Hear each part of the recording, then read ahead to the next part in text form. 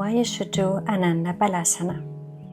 This asana stretches the hips, groins and inner thighs. It strengthens the hip flexors and the pelvic floor. It releases tension in the spine and sacrum, what relaxes the body. It increases the blood flow to the pelvic floor. It improves digestion and reduces stress.